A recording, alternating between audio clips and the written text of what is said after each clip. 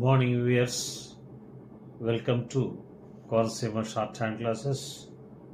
This speed is pertaining to KAILASH Chandra's dictations, 80 speed, volume number 1 and transcription number 23. Get ready for dictation. 5 seconds. Start. Madam Deputy Chairman, when the House rose for lunch, I was discussing the response of the public to the loan program of the government and was trying to point out that it was rather a serious tendency in the sense that the response of the public had been proved to be poorer during the second plan period than during the first plan period. I was trying to point out that looking to the fact that the national income was rising and the people were becoming more conscious of a developing economy and the need to mobilize the resources more and more, a contrary trend ought to have appeared, and that in view of that, this trend was disturbing. This trend is to be contrasted with the trend of the public regarding the call from the corporate sector for the investment of their monies. Here we find that the shares of some of the new companies or of the old companies that are issuing new shares are oversubscribed at times to the extent of 15 times the capital that has been asked for by the companies. So here are two pictures. One, the picture of the government asking the public to subscribe to the public loans, and the other, the picture of the response of the public to the corporate sector demanding investments from the public. While on the one hand there is an enthusiastic response to the demand from the corporate sector, on the other, there is a very poor response as far as the loan program of the government is concerned. This is a matter of some concern, and I feel that the government should pay more attention than just exhorting the people to save more and to hand over their savings to the government, as the Honorable Finance Minister has done more than once. If it would have been merely a question of rediverting the money that is coming from the corporate sector to the public exchequer in the form of loans, perhaps the matter would not have been so serious. Then it would have been just a question of reallocation of the functions between the public sector and the private sector.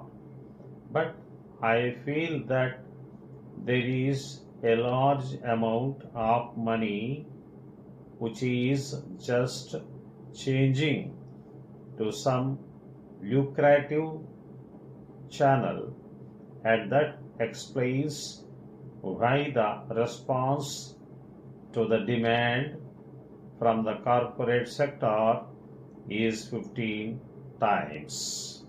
This shows that 14 times that particular capital is not required by that company, and if there had been some adequate step or measure whereby originally that money could have gone to the public exchequer, to that extent there would not have been any disappointment to the people who wanted shares but who did not get them, and disappointment to the public exchequer by not getting the response which it ought to have got.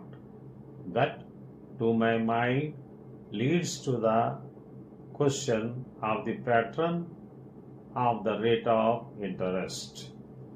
In a developing economy, and especially in view of the fact that a large number of companies are being floated today which have got an element of growth in them, thereby attracting so much capital towards them, the government of India will have to take into consideration the question of the rate pattern of interest on their loans, and to see whether something could not be done whereby the public will be attracted to a large extent towards their loan program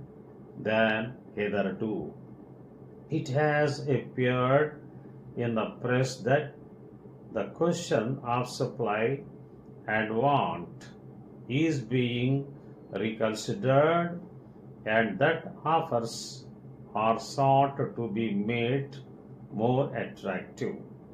If in the same strain the entire question of the loan program is also considered, it may be possible that these loans also might be made more attractive, and thereby more capital, which is today just changing the channels of profitable employment, might be diverted to the public exchequer in the form of public loans.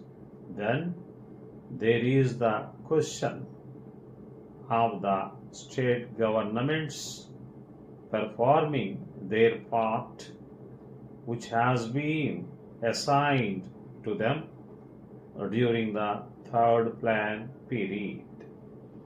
In this connection, I would like to draw the attention of the Honorable House to a very important recommendation which has been made by the Third Finance Commission, namely the appointment of a high power commission to go into the entire question of the allocation of financial resources between the central government and the state governments.